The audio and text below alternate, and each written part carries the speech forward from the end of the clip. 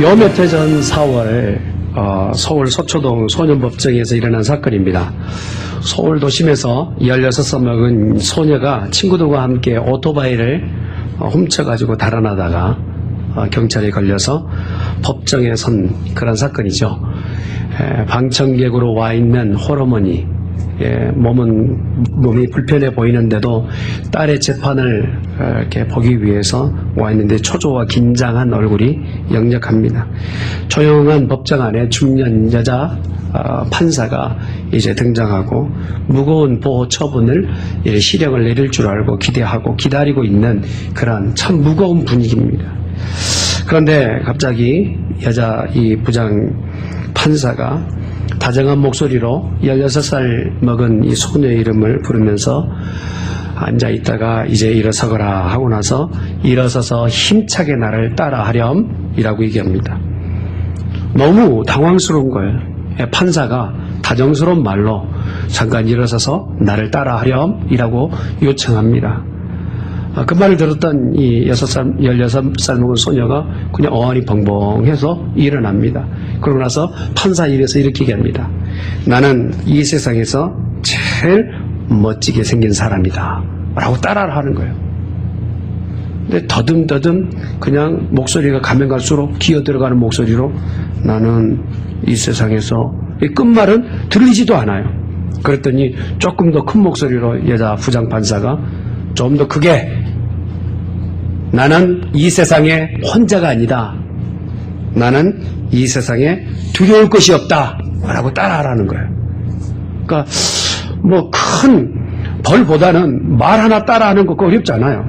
그러니까 어렵지 않지 않습니까? 그래서 이 아이가 나는 두렵지 않아요. 그리고 나서 나는 세상에 혼자가 아니에요 라고 하는 말의 말끝에 눈물을 흘리면서 울어요. 그러고 나서 모든 사람들 앞에서 이 아이가 지난해부터 저질렀던 범죄의 내용 기록을 얘기합니다. 한 1년도 되지 않았는데 14건의 도남과 절도의 모든 난이라는 걸 보면서 거기에 방청객이나 같이 와서 이 판결이 어떻게 될 것인가를 보고 있는 사람들에게 아 얘는 혼나겠다 큰일 났다 라고 하는 그러한 얘기가 또 이렇게 서로 간에 수근수근해지는 법정의 분위기입니다. 근데 판사가 이 아이에게 이렇게 얘기합니다. 이 아이에게 오늘 판결하는 것은 이것이 전부입니다. 예? 나는 세상에서 가장 멋진 사람이고 나는 세상에서 혼자가 아니고 나는 세상에서 두려울 것이 없다라고 말을 따라하는 이것이 오늘 판사가 내릴 수 있는 최고의 형량이라는 거예요. 벌이라는 거예요. 그리고 나서 그 말 끝에 판사가 말을 잇습니다. 이 아이는 지난해 초만 해도 학업에 열심이었고 그리고 그가 가지고 있었던 간호사의 꿈을 이루기 위해서 명랑하고 쾌활하고 아이들과 관계도 좋았고 공부도 열심히 했던 아이였습니다. 그런데 그렇게 공부 열심히 하다가 밤늦게 이제 귀가하는 홀어머니 가운데 귀가하는 가운데서 남자아이들 못된 남자아이들에게 걸려가지고 폭행을 당한 거예요. 그러니까 너무 많이 몸도 상하고 마음도 상한 걸 치료받을 비용도 없고 또 치료받다가 몸도 그렇게 온전치 않게 돼서 이 사건을 이제 전해 듣고 엄마도 전신 마비 가운데서 몸을 거동할 수 없는 그러한 상태가 되어버린. 이 아이가 치료에 기대하였지만 치료의 어떤 방법은 없고 회복은 느려지다 보니까 학교 가는 것도 한 번 이제 부담스럽고 학교에 가지 못하는 거예요. 그러다 보니까 불량 아이들과 휩싸이다가 이렇게 범죄하는 자리에 연루되게 됐다는 거예요. 그러면서 참관이 모두 얘기합니다. 이 아이는 지금 가해자로 여기 앉아 있습니다. 피해자라고 하는 사람이 여기 앉아 있고 가해자라는 이 아이에게 누가 진짜로 이 아이에게 실형을 언도할 수 있습니까? 누가 이 아이에게 손가락질하면서 너는 못된 아이야. 처음부터 못됐어. 라고 말할 사람이 있습니까? 하면서 그 아이를 불렀습니다. 그러고 나서 그 아이 이름을 부르면서 손을 내밀고 나는 아까 똑같은 말을 축복합니다. 내가 정말 너를 껴안아주고 축복하고 싶다만 너와 나 사이에 이 법태가 있어서 내가 할 수는 없고 힘을 내서 다시 네 꿈 이루지 못한 것을 이뤄버려 이라고 격려하면서 그렇게 판결을 내렸습니다. 그 유명한 김기옥 부장판사의 판결입니다. 법정 안에는 모두가 엉엉 울고 어느 누구 하나 눈시울 붉히지 않는 사람이 없는 그런 재판이라 하면 판결과 그 내용에 대해서 판결받고 억울함 때문에 상기된 얼굴의 표정들일 텐데 재판 이후에 다들 법정에서 은혜 받고 나오는 거예요. 나올 때 다들 상기된 이렇게 눈물을 흘리는 그 장면으로 나옵니다. 예수님이 도대체 누구이신가? 초관심사예요. 그분이 행한 모든 이적과 기적에 대한 이 내용들을 아는 사람들은 예수님은 도대체 누구이신가에 대한 질문을 던지는 거예요. 그러고 나서 예수님께서 직접 가르치시는 그 장면 가운데서 누구 하나 예수님이 설교하시고 예수님이 말씀하실 때는 그 자리에서 떠나가지 않는 거예요. 그러다 보니까 밤늦게까지 그 자리에서 떠나지 않고 있다가 예수님께서 이제 다 해산하고 사람들은 각기 집으로 갔죠. 그러고 나서 예수님은 그 지역에 갈 곳도 없는 그런 형편이셨는가 봐요. 그래서 오늘 읽었던 본문의 1절은 뭐라고 얘기합니까? 밤이 되어서 집으로 가셔야 되는데 감람산으로 가셔서 하루를 보내시고 감람산에서 아침이 되어 내려오시는 장면을 볼 수가 있어요. 그 밤 지날 때 모든 사람은 예수님의 마지막 설교에 그것이 마음에 귓전에 웅웅거리는 야, 그분이 도대체 누구이시기에 아무도 들려주지 않았던 이 복음의 메시지, 내 마음의 갈증을 느끼는 이 이야기들, 누가 이것을 들려줄 수 있는가? 예수님의 얘기를 듣고 나서 그들의 마음에 정말 더한 갈증을 느끼게 됩니다. 심지어 어떤 이들은 오실 메시아에 대한 이분이 분명히 메시아가 아닌가? 날이 새자마자 예수님 앞에 달려가고자 하는 열망과 열정이 그들 가운데 있었단 말이에요. 아침이 새자마자 동이 트자마자 예수님이 어디 계시는가 하고 찾아 나선 그 무리들이 방송도 않고 내일 어디서 만나자는 얘기도 없었는데 성전에 가득히 모인 거예요. 너무 놀라운 광경입니다. 우리야 예배 장소를 다음 주 이곳에서 예배를 드립니다. 아니면 뭐 어디 장소에서 예배를 드리면 광고해야 곳에 오지 않습니까? 예수님 어디서 모입시다 얘기도 없는데 인산인해 많은 사람들이 모여드는 거. 이런 모습을 바리새인과 사두개인과 서기관들은 굉장히 불편한 거예요. 예수님이 거짓말쟁이고 사기꾼이라고 밝혀져야만이 자기들에게 이익이 있고 자기들이 존재의 목적이 있는데 존립의 요건이 있는데 예수님이 이렇게 가는 곳곳마다 복음을 전하고 많은 사람이 추정하다 보니까 바리새인과 사두개인들은 불편하기 시작한 거예요. 그래서 예수님을 어떻게 해서든지 어려움을 끼치기 위해서 예수님이 계시는 곳에 한 여인을 데리고 옵니다. 그 여인은 남루한 행색, 머리는 헝클어져 있고 옷은 이곳에 갈기갈기 찢겨 있고 얼마나 사람들에게 험하게 다루어졌는지 그냥 상처가 많이 있는 것 같아 보이고 얼마나 울었는지 사정을 했는지 이제는 기진맥진한 그런 상태로 여인이 왔는데 많은 사람들이 그 주위에서 바로 모여서 손에 하나씩 무엇인가를 쥐고 있는 거예요. 둔탁하고 예리한 돌멩이들이었습니다. 그 돌멩이로 내리치기 위해서 그 여인을 내려다보면서 조금 배웠다 하고 조금 리더격이라 하는 자들이 얘기하기를 뭐라고 예수님, 이 여인은 가늠하다가 걸린 여인입니다 라고 예수님이 혹시라도 못 들을까봐 혹이라도 예수님께서 그것을 등한히 하지 못하실까봐 큰 목소리로 이 여인에게 대해서 지목하며 얘기합니다. 이 여인은 가늠하다가 걸린 여인. 당시에 이스라엘은 두 법이 함께 가고 있었어요. 식민지 아래 있었기 때문에 식민 권한에 있었던 로마의 법을 따라야만 합니다. 또한 유대인들은 정통 유대의 법을 따라야 돼요. 이 두 가지 법이 어느 때는 무엇인가 결정할 때 참으로 어려운 상황을 만들기도 해요. 제가 처음 미국에 이민 왔을 때요. 미국의 어떤 그 행동의 법칙이 좀 다르기도 하더라고요. 사람을 부를 때 우리는 어떻게 부르냐면 이로소 이렇게 부르거든요. 기억나시죠? 그런데 미국에서는 사람 부를 때요. Come on 이렇게 부른단 말이에요. 그런데 한국에서 만약에 이리 오소 이렇게 부를 때는요. 보통 한국에서는 강아지 부를 때 이렇게 부릅니다. 이렇게. 근데 미국 사람들은 또 어떻게 하면 이렇게 손짓하는 것은 멀리 go away 이라고 표시하는 거예요. 근데 한 가지 행동, 내가 원하는 것 가운데서 두 가지 형태가 미국 사람과 한국 사람이 같이 오게 됐을 때 오라고 손짓할 때 어떻게 인식하고 이해할지 참 난감한 상황이. 그런데 간역마다가 걸려온 이 여인에게 무엇이라고 얘기할 것인가에 대한 부분이 바리새인과 사두개인의 초관심사였어요. 그것은 이미 예수님을 어떻게 해서든지 잡아 죽이려고 하는 그러한 괴계가 숨겨 있었단 말입니다. 당시에 로마의 법 가운데서 간음하다가 걸린 사람은 사형은 아니에요. 왜냐하면 로마 안에도 간음하는 일이 비일비재했거든요. 성적으로 문란했거든요. 그러다 보니까 성적으로 타락한 것에 대한 사형 집행까지는 아니란 말이에요. 그러나 유대인들이 여러분 잘 아시다시피 신명기에 기록되는 말씀과 출애굽기에 기록되는 말씀을 보면 간음한 자는 남녀를 같이 데려다가 돌로 쳐 죽이라. 너희 가운데 정결함을 부정하게 하는 자를 면하라 말씀하시는 거예요.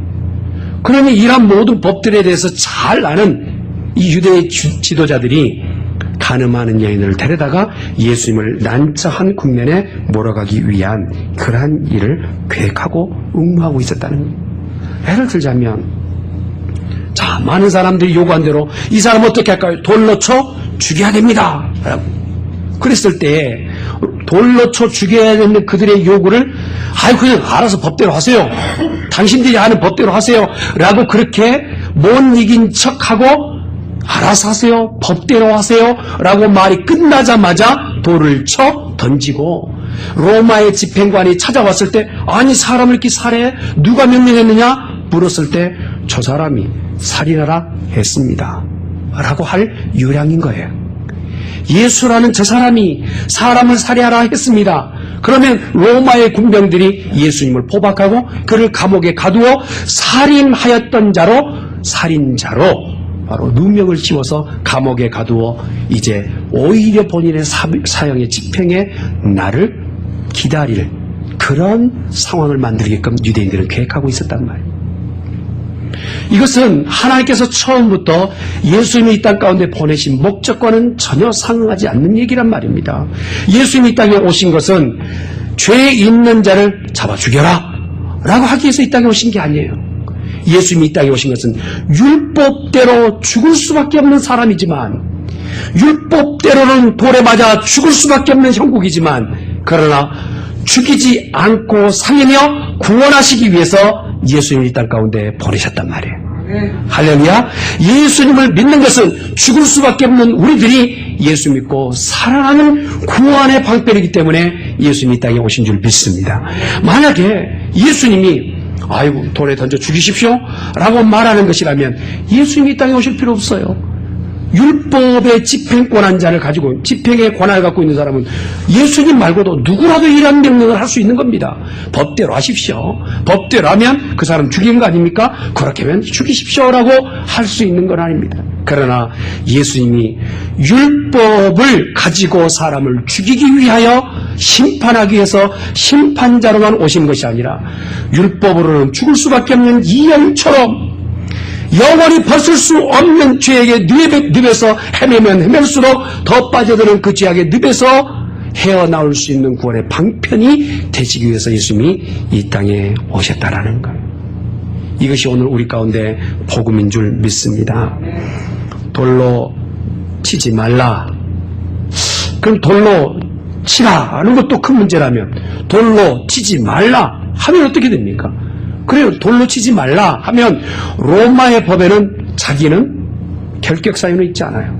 그러나 유대인들이 따르고 있는 율법, 최고의 법이었던 율법 가운데 예수님은 어떻게 보여주시냐면 율법을 지키지 않아도 된다라는 가르침을 하게 되는 거예요.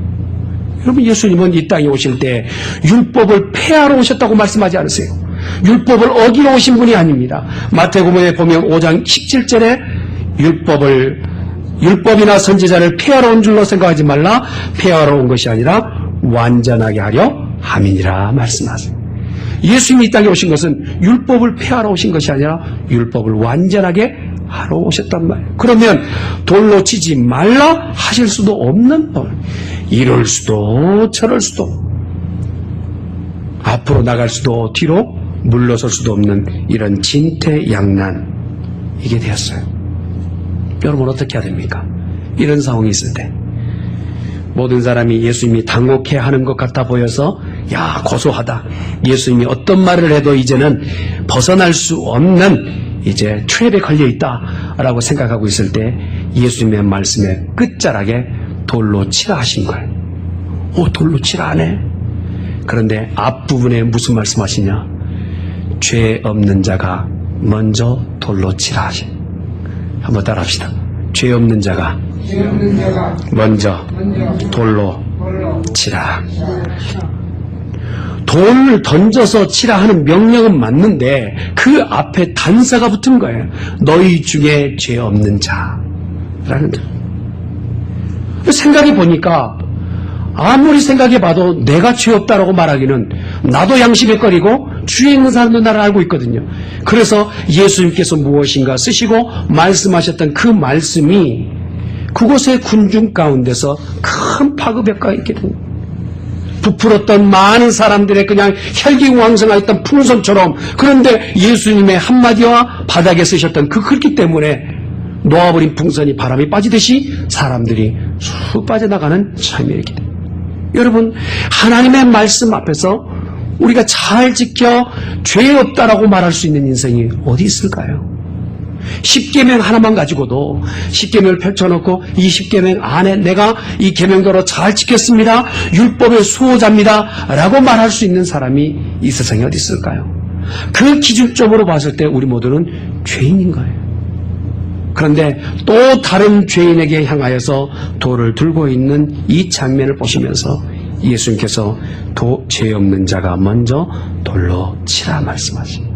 그러면 이 죄는, 각자가 숨겨놓은 이 죄는 도대체 어떤 작용을 하기에 이렇게 이 여인을 비참하게 하며 어떤 얘기는 숨겨져서 돌을 들고 있는 것과 같이 보여지느냐 말이에요. 그것은 바로 가늠하다가 잡혀온 여인처럼 죄는 어떤 일을 하게 되면 변명의 여지가 없고 아무리 말을 잘한다 할지라도 그 말로는 그 죄를 벗을 수 없는 절체절명의 위기를 맞이하게 된다는 거예요. 여러분, 이 죄라는 것이요, 어느 것 가운데 영원히 가는 게 아니에요. 어느 때가 되면 이 죄를 벗을 수 없는 날이 오게 돼요.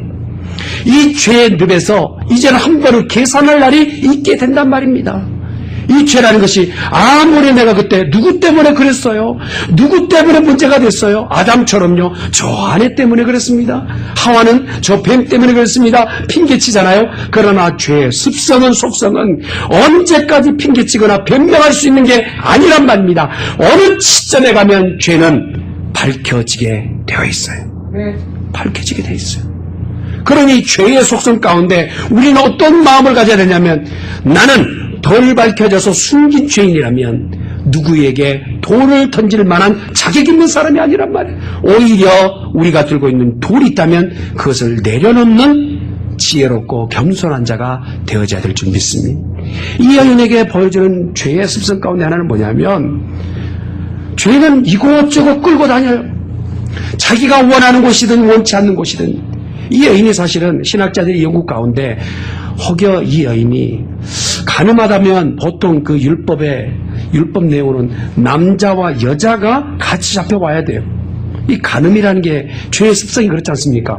혼자 어떻게 가늠할 수 있어요? 그게 가능합니까? 제 질문이 좀 어렵습니까? 가늠은 혼자 불가능한 것 아닙니까? 남과 여자가 있어야 되잖아요.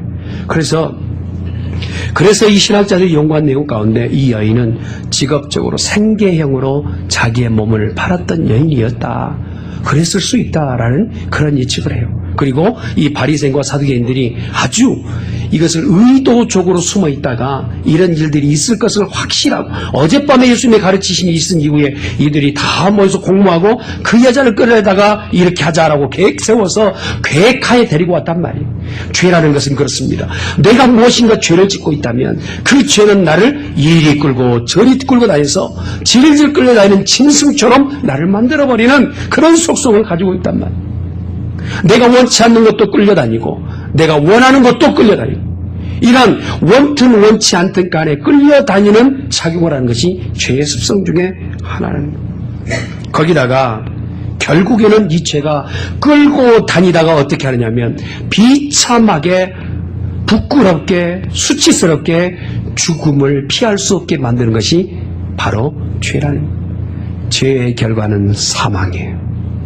죄는 결국 쌓아 올린 만큼 사망을 벗을 수 없다는, 이 여인은 이제껏 인생 가운데서 그가 피할 수 없는 이의 죄에 덕지덕지 붙어있는, 짐승처럼 지금 끌려와 있는 자기의 그 참혹한 현실을 바라보면서 아무리 합리적으로 변명하려고 하고 아무리 내 사정을 얘기해 보려고 해도 더 이상 변명도, 내 어떤 핑계치고자 하는 것도 어떠한 것도 얘기할 수 없는, 이제는 벗을 수 없는 상황에 있게 됐어요.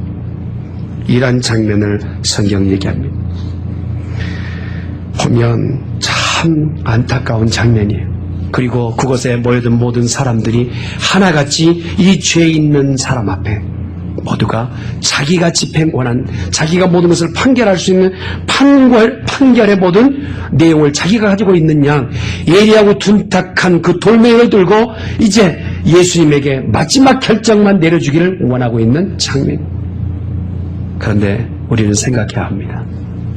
바로 그렇게 돌을 들고 있는 장면 앞에 예수님이 서 계신 것처럼 우리 앞에도 언젠가는 하나님이 심판자로 서 계시겠다는, 우리 가지고 있는 죄, 우리 숨겨둔 죄, 이 죄의 문제, 나를 나대게 하지 못하고 나를 끌고 다녔던 그 모든 죄가 언젠가는 하나님 앞에 서게 될 때에 우리 또한 부끄럽고 창피하고 숨기고 싶은 그런 장면이 있을 때 우리가 하나라도 더 돌을 던져서 또 다른 이에게 그 돌을 하나 더 쌓았다면 하나님은 너는 누군가를 징계하고 너는 누군가를 판단하고 너는 누군가를 죽였다면 나 또한 내 들고 있는 심판의 권한으로 너를 징벌하지 않겠느냐, 심판에서 벗을 수 없다는 거예요. 그러므로 저와 여러분, 오늘 주님이 우리 가운데 보여주시고 들려주신 음성에 귀 기울여야 됩니다. 누구든지 죄 없는 자가 돌을 들어 치라는 거예요. 자기 자신이 주 앞에 밝혀지고 고백되어진다면 우리는 어떻게 합니까? 저렇게 남루하고 너덜너덜대는 그 옷 가운데 숨겨졌던 죄악처럼 나는 멀쩡하고 아름답고 화려한 옷 가운데 숨겨져 있는 나의 죄악, 이 죄악이 하나님 앞에는 언젠가는 다 드러나게 될 그날을 우리가 명심하면서 하나님, 나 또한 죄인입니다, 하나님 앞에 나는 죄인입니다 고백할 수 있는 복된 성도가 되어져야 될 줄 믿습니다. 할렐루야. 오늘 이 가늠하다 잡혀온 이 여인을 통하여서 내가 볼 수 있는 것은 무엇이냐면 저나 나나 똑같은 인생이라는 거예요. 저렇게 죄에 덕지덕지 붙어서 어찌할 수 없는, 도망할 수 없는, 포기할 수 없는, 내가 가지고 있는 핑계를 가지고도 말할 수 없는 그 형편이 나도 언젠간 하나님 앞에 저 형국입니다, 나도 하나님 앞에 저런 형편입니다 라고 말할 수 있는 우리 자신들이 되어져야 될 줄 믿습니다. 또한 두 번째로 크게 말씀을 볼 수 있는 것은 무엇이냐, 함부로 돌을 던지지 말라는 거예요. 한번 따라합시다. 함부로 돌을 던지지 말라. 우리 남자분들은 아마 청소년기를 지나시면서 뭔가 이렇게 돌을 던져가지고 잘 맞추신 분이 또 있어요. 저도 뭘 던져서 잘 맞추던 사람 중에 10명 중에 하나로 들어갑니다. 근데 저희 집이 이렇게 다음 동네로 가는 초입 부분이었거든요. 근데 제가 아주 어릴 때는 조금 그 세금을 받는데 제 집 앞에 지나갈 때 최소한 몇 원은 놓고 가야 지나갈 수 있어요. 그런 사람이 목사가 됐습니다. 할렐루야. 하나님 은혜요. 그런데 그냥 무작정 도망간다면 작은 장돌로 맞추는데, 잘 맞추는 걸 뭐라고요? 귀신처럼 맞추는. 함부로 돌을 던지지 말라니. 오늘 말씀 가운데 보면 7절에 뭐라고 합니까? 예수님 앞에 계속적으로 뭐라 합니까? 그들이 묻기를 마지 아니한지라. 계속적으로 예수님 앞에 돌을 던질까요? 던져야 합니까? 던지지요. 던져야 할걸요? 하면서 예수님 앞에 계속적으로 강요하고 요청하는 거예요. 여러분, 이 무서운 사람들의 행위를 보십시오. 결국에는 피를 봐야 되겠다라는 거예요. 이 여인, 이렇게 남노하고 누추하고 정말 버러지같이 지금 되어버린 이 여인에게 내가 들고 있는 이 돌멩이를 던져야만이 내가 속이 시원하겠다라는 거예요. 내가 들고 있는 돌을 던져야만이 내가 조금이라도 의로운 척해 보일 수 있는 요건이 되겠다라는 거예요. 자기 안에 숨겨져 있는 이 죄악상이 어떻게 서로 감추기 위해서 이 여인을 죽여야만이 내가 의롭다는 것이 표명될 것 같은 거예요. 이 여인이 죽어야만이 내 죄도 죽은 것 같은 그러한 상황이 되어진 거예요. 그래서 뭐라고 합니까? 예수님 앞에 이 여인을 죽일까요? 죽여야죠. 죽여야 되겠습니다라고 말하는 이 잔혹성을 계속적으로 요청하고 있는 거예요. 너무나 많은 사람들이 흥분해 있습니다. 너무나 많은 사람이 지금 돌멩이다 더 힘을 주고 있습니다. 예수님의 마지막 말에 어떻게 할 것인지에 대한 부분을 귀담아 듣고 있어요. 흥분된 군중들 가운데서 예수님께서 그 흥분을 가라앉힐 수 있는 어떠한 방법도 행하지 않으십니다. 다만 바닥에다가 글을 쓰십니다. 뭐라고 쓰셨는지는 잘 모르겠어요. 그런데 쓰시고 나서 이렇게 말씀하셨어요. 너희 중에 죄 없는 자가 돌을 들어치라 하십니다. 여러분, 사실 이거 생각해보면요, 아니 그 한마디 있다고 바닥에다 글 몇 자 썼다고 수천이나 되는 그 많은 사람들, 특별히 종교 지도자들이라는 사람들이 서 있는데 글 몇 개 썼다고 그곳 가운데서 자기들이 그냥 바람 빠지듯이 다 갔다. 이거 참 지어낸 얘기 같지 않습니까? 그런데 예수님이 손끝으로 써내려가신 그 글귀 안에는 하나님의 권위가 숨어 있는 거예요.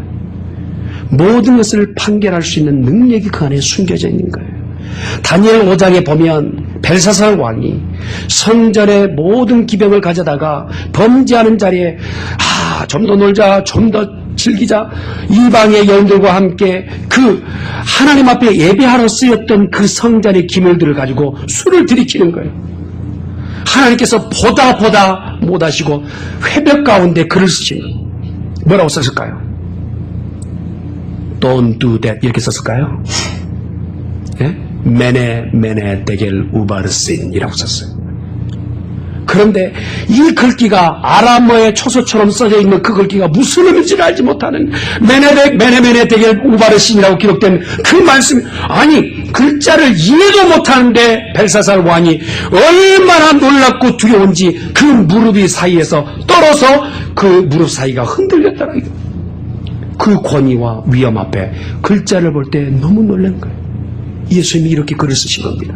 바닥에다가 죄 없는 자가 돌로 치라 하셨는지, 아니면 각자의 죄의 목록을 썼는지, 아니면 이름을 기록하면서 너 무슨 죄 이렇게 썼는지 아무도 몰라요. 그러나 예수님께서 그곳에 써내려가신 그 모든 글귀는 주위에 있었던 모든 사람들이 다 흩어질 수밖에 없는 상황을 만들어 냈다는 것입니다. 혹여라도 내가 판단하고 내가 가지고 있는 상식과 가지고 있는 인생의 삶의 기준점으로 또 다른 사람을 평가하고 판단하고 있는 돌멩이를 들고 있다면, 사랑하는 성도 여러분, 이 자리에서 조용히 내려놓을 수 있기를 주님의 이름으로 축원합니다. 예수님 앞에서 돌을 들고 있는 것 자체가 우리 스스로에게는 위험한 일이에요. 왜냐하면 예수님이 들고 계실 돌을 내가 들고 있다면 그 돌로 우리가 언젠가는 징계를 받을 수 있기 때문에 그렇습니다. 우리가 한 가지를 더 생각할 수 있는 것은 무엇입니까? 이렇게 용서받은 여인의 삶이 어떠했을 것인가에 대한 부분입니다. 여러분, 저와 여러분이 쉽게 생각할 수 있는 건 다 사람들이 떠나갔어요. 그러면서 예수님은 묻습니다. 사람들이 있느냐 묻습니다. 아까까지만 해도 혈기왕성하고 분노하고 돌을 들고 있는데 하면서 일을 가면서 그렇게 돌을 들어 던지려고 했던 그 많은 사람들 말입니다. 그 많은 사람들이 정말 네 주위에 있느냐 묻습니다. 너를 정죄하는 자가 있느냐 물으세요. 그때 이 여인이 말합니다. 없습니다. 나를 정죄하는 자가 없습니다. 그랬더니 예수님께서 말씀하십니다. 나도 너를 정죄하지 아니하노라. 사실 그 주위에 있었던 많은 사람들을 힐기들기 이 여인이 봤을 때요, 저놈은 어떤 죄가 있는데 저 사람은 저렇게 멀쩡한 것 때문에 저런 죄가 있는데 억울해요. 엎드려는 있지만 짐승처럼 지금 남락에 정말 엎부러져 있지만 내 사정이 이렇지만 사실 따지고 보면 저 사람도 죄 있고 저 사람도 죄 있고 그 죄 가운데서 자기가 가지고 있는 기준점으로 저 사람도 돌 맞아야 되고 저 사람도 돌 맞아야 될 것도 이 여인의 관점으로도 볼 수가 있는 거예요. 그런데 그들을 다 떠나버리고 진짜 두려움의 대상은 누구냐면 죄 없으셔서 실제로 나를 죽이실 수 있는 분이 눈앞에 서 계시는 거예요. 실제로 나를 죽이실 수 있는 분. 나에게 죄 있다라고 말하시고 죄의 결과는 사망이라고 말하실 수 있는 하나님의 신 그분이 내 앞에 서 계신 거예요. 모든 죄에 대해서 이제는 판결하시고 판단하실 수 있는 완전하시고 온전하신 하나님이 그분이 내 앞에 서 계신 거예요. 여러분, 이 여인이 예수님 앞에서 평안만 할 수 있을까요? 자유만 할 수 있을까요? 저는 말씀을 준비하면서요, 그러지 않았을 거라고 생각해요. 더 부담된 대로 마음은 눈처럼 녹아내리고 이제 저분에게 있는 무슨 말이든 무슨 처벌이든 나는 피할 수 없구나 라고 했을 텐데 예수님께서 놀라운 말씀하신 거예요. 나도 너에게 죄를 묻지 않겠다 하신 거예요. 한번 따라합시다. 죄사함을 받았느니라. 할렐루야. 예수님이 그 여인에게 주신 최고의 축복이 인생 버러지같이 여기까지 걸어왔어요. 사실 사람들 앞에 내놓고 자랑할 것조차 없는 인생의 최고의 밑바닥 인생을 살았어요. 지금 예수님 앞에서 자기의 죄의 모든 것이 드러났어요. 모든 것이 감출 것이 없는 상황이 됐어요. 그런데 놀라운 것은 감출 수 없는 그 자리에서 그 인생이 새롭게 시작되었어요. 아멘 할지어다. 할렐루야. 정말 흥분하는 겁니까? 여러분, 이 여인의 인생이 다시 시작되게 됐단 말이에요. 이제는 이제껏 모든 그 정말 인생에서 수치스럽고 피할 수 없고 사람들의 손가락질의 대상이었던 그 인생이 예수님 앞에서 이전의 삶은 종지부를 찍고 새로운 인생을 살 수 있는 귀한 계기가 되는데 바로 그 자리가 바로 예수님이 나도 너를 죄 있다 하지 아니하리라. 할렐루야. 사랑하는 성도 여러분, 우리 각자를 예배의 저소를 부르셨어요. 그냥 부르신 게 아니에요. 오늘 저와 여러분은 각양의 모습으로 정말 우리 스스로가 감출 수 없는 죄의 결과를 가지고 왔다면 주님 앞에 내 자신을 드러내놓고 주여 나를 용서하여 주시옵소서. 내가 혹여라도 누구를 향하여서 돌을 들고 있다면 그 돌을 내리게 하시고 나도 주님 앞에 은혜를 구하는 복 있는 백성 되게 주시옵소서. 고백하는 우리들이 되어야 될 줄 믿습니다. 이 여인은 그 다음 6개월 동안은 꿈을 꾸듯 지나갔을 거예요. 예수님이 가는 곳에 예수님을 따라가고 예수님 말씀하시면 얕은 서툴게라도 마음판에 받아 적고 예수님이 주시는 그 기적의 떡들을 맛볼 때 감격 가운데 춤을 추며 참 미쳤구만 하는 말도 부끄럽지 않은 거예요. 예수님 앞에서 무엇인가 수중 들고 봉사하고 헌신한 일이 부끄러움이 아니라 부담이 아닌 거예요. 구원 얻고 보니까 내 인생의 마지막에 종지점을 찍고 다시 인생을 시작하다 보니까 무엇도 힘들지 않고 무엇도 부끄럽지 않고 창피한 것도 없고 내 인생의 새 인생을 기록하게 된 거예요. 그러면서 지나가면서 예수님이 한마디 한마디 하신 것이 마음에 받아져요. 그렇게 6개월을 지났는데 갑자기 예수님께서 6개월 후에 십자가에 매어 타신 장면을 보게 됩니다. 그 써내려 가셨던 손가락의 끝이 매 맞아서 피가 졸졸 흐르고 그 사랑의 손길에 바닥을 휘저었던 땅을 곱게 하시며 글을 쓰기 위해서 손바닥으로 헤매있던 그 예수님의 손바닥이 십자가상에 못이 박혀 흐르고 있는 장면을 누가 가슴 아프게 볼 수 있겠느냐 말이에요. 나의 죄를 위해서 나는 죽을 수밖에 없었던 그 자리에서 나를 위하여 죽으시면서까지라도 손가락 끝으로 글을 쓰시면서 나를 구원하셨던 그 주님의 모습이 십자가상에 달려 죽으신 그 장면을 볼 때 누가 가장 마음 아파하고 누가 가장 억울해하고 누가 내 예수님을 저렇게 죽이시는가 하면서 원통해하며 불의하셨겠냐 말이에요. 그 여인이 아니었겠습니까? 그가 죽으신 마지막 장면 눈이나 뗄 수 있었을까요? 십자가상의 마지막에 못 박혀 죽으시는 그 장면, 그 여인에게서 나와 상관없다라고 손을 내저을 수 있었을까요? 아니라고 생각해요. 아니라고 생각해. 그 죽으시는 마지막 호흡 가운데도 함께 숨을 쉬고 마지막 운명하러 쓰인 그 순간 자기 자신도 죽어 예수님 죽으신 것처럼 나도 죽고 예수님 눈물 흘리신 것처럼 나도 예수님처럼 눈물 흘리는 그 장면이 십자가상에 이루어졌던 장면이 아니겠느냐 말이. 그리고 나서 부활하셨던 예수님의 모습을 볼 때 죽으셨던 예수님이 살아나시는 그 부활의 기쁨을 이 여인도 함께 누리는 놀라운 역사를 경험하게 되지 않았겠느냐. 사랑하는 성도 여러분, 내가 산 것은 내가 산 것 아니요 내 안에 주님이 사신 것으로 다시 살게 된 것을 믿으시길 바랍니다. 나는 죽을 죄인이요 용서받지 못할 죄인이요 영원히 죽을 수밖에 없는 내 죄를 위해서 그분의 십자가에 못 박혀 죽으시고 나에게 오늘 선고하셨어요. 너에게는 결코 정죄함이 없느니라. 너희는 자유하게 되었느니라. 죄와 사망의 법에서 너희는 해방하였느니라. 할렐루야.